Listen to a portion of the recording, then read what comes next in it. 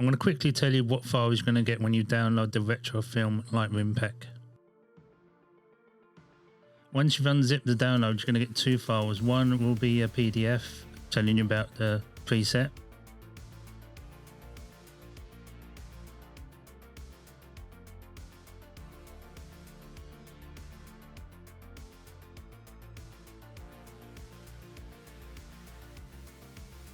And then the other one's going to be a folder with the actual preset in.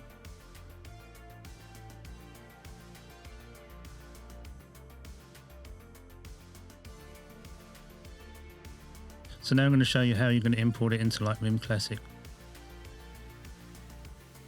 So you need to go into Import, Develop Profiles and Presets. I've got it on my desktop just to show you, but then as you can see, you just select it all and then hit Import. You'll see on the left hand side all the presets will be there, and I'm just scrolling through just showing you that they're all working.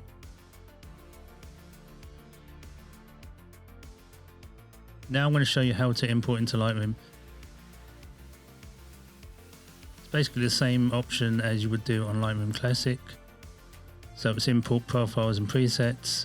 Again, just select the folder, select all the presets and hit Import. It says that you can't do it because I've already got it on there, but when you do it, it will just import it as normal. I've already got it on my desktop.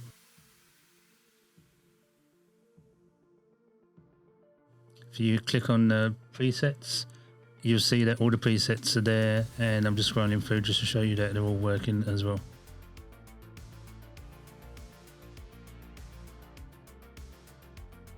Now, if you've got the mobile app and a Lightroom subscription, if you do what you've just done with Lightroom, it will sync with the app. So I'm just showing you how you'll be able to use the app with the presets as well. So now you go to the presets, scroll down, and you'll see that there again there's a folder with the Retro Film presets, and it shows you all the presets. So now you can use the presets on your mobile app and any pictures you take on your mobile.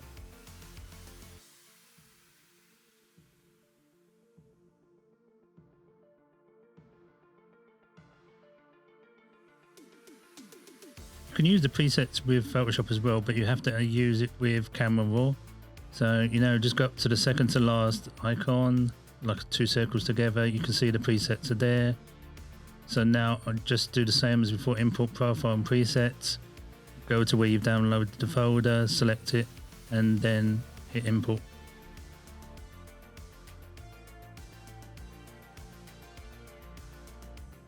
Again, you can see the presets are there because I've already downloaded them before, and I'm just scrolling through just to show you that it's all working. So now you can select a preset like I'm just doing now,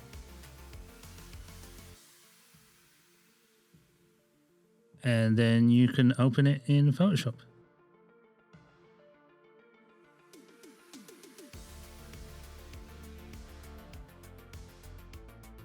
Now I want to show you how to use the analog film frames in Photoshop. As you can see, I've got a demo picture, so what I'm going to do now is drag it to one of the film frames. It's going to cover the film frame, so now you can readjust the size, be it make it bigger or smaller depending on what size of the picture you're using. So now you can just see that I'm adjusting it to get about more or less the size of the frame, and then help frame the image as well. So now I'm going to go over to the layer and select Create Clipping Mask. What this does is masks the image with the frame, so it looks like the image is within the frame.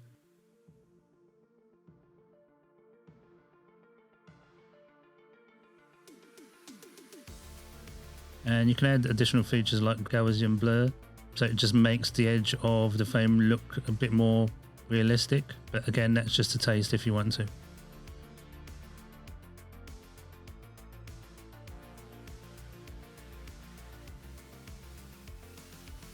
So now I'm going to show you basically the same thing again with the color frame. So I'm just going to drag the image to the frame again. Basically do the same I just did, so readjust the size and the framing.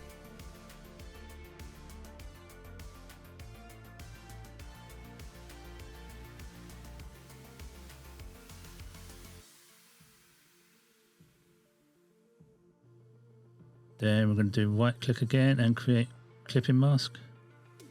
And again, you can still move the image around as long as you're on the layer where the image is. You can move it around to do any final position adjustments.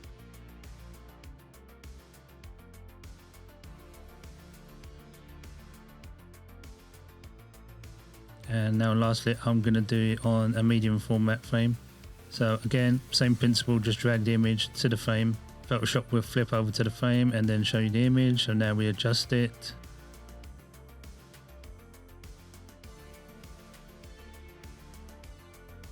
Right click and then create clipping mask again. And then again, as long as you're on the layer of the image, you can move stuff around. So now I'm going to show you how to use the instant film frames in Photoshop. Again, we have the same demo picture, and now we have 2 instant film frames. So now we do the same again. We drag the image over to one of the frames, drop it on the image, readjust the size. So again, it can cover the frame or it can just cover the size of the frame. Just doing some readjustments, trying to get the best composition.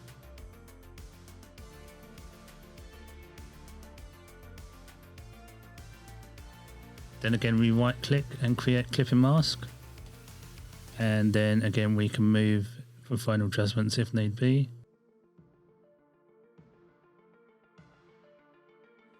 But now you can change the color of the frame if you want to. So you just turn on the background color layer. So again, you can see I'm just clicking on the color selection, and then you can move and choose whichever color you'd like, depending on your taste. So here's the second instant film frame. So again, we're just dragging the image over to the frame. You can readjust it. It doesn't have to cover the whole frame. You just want to cover the black area of the frame because that's where the image is going to be. So again, we right click, create clipping mask.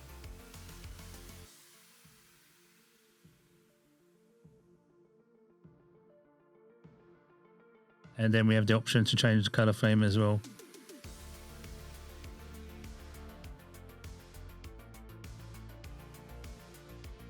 So now I'm going to show you how to use the textures pack in Photoshop. We have the demo image again. Now we have one of the dust layers, which I'm going to drag over to the image. Drop in the image. Now you'll have to readjust it, so you can do Command T or Control T just to readjust the size of the dust layer or the scratch layer, depending on which one you're using.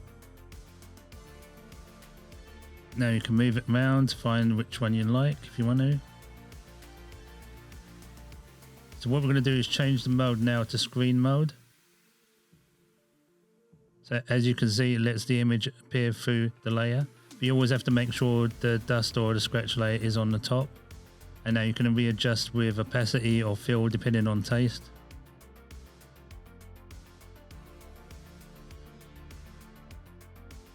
See, now I'm going to use the scratch layer. So again, I'm going to drag it over to the image, drop it on top, readjust the size.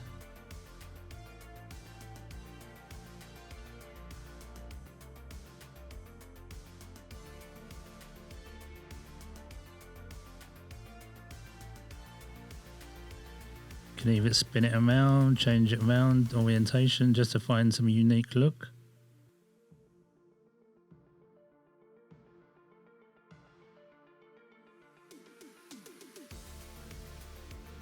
And again, we're going to go and change the mode to screen. It looks a bit too much, so what I'm going to do is adjust the opacity.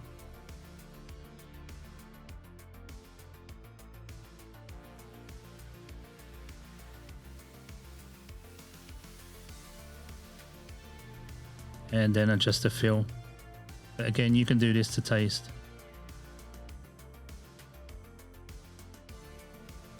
And then if you want to, you can combine both together. So you can have dust and scratches.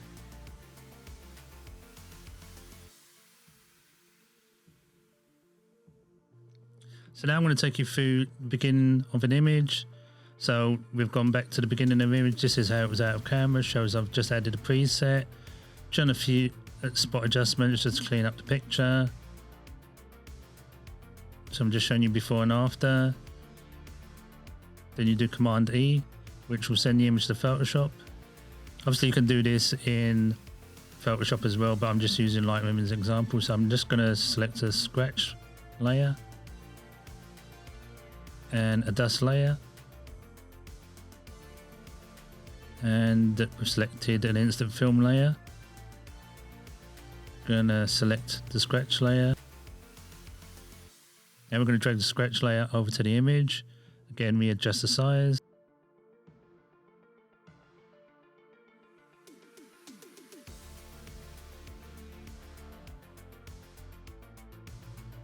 As we did before, change it to screen. Again, change the opacity.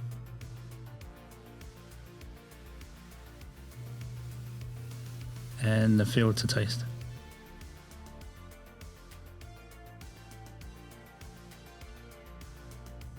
So now we're going to add some dust onto the image as well. So again, change the size.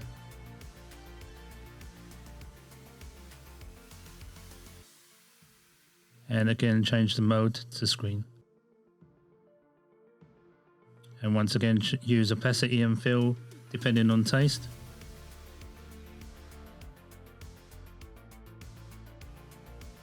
So you can still do some adjustments, just make sure you're on the particular layer you want to move. So some you might need to turn off so you can access the layer underneath, just to make some final adjustments. So now we're just going to flatten the image. Then we're going to take the image with the dust and the scratches on, and we're going to drop it into a film frame layer, which is an instant one in this case. Again, we're just moving to find the right composition or composition we like. Create clipping mask. Now just doing some final adjustments, moving the picture in the frame. And then that's it. Now to end the video, I'm just going to show you some final end results.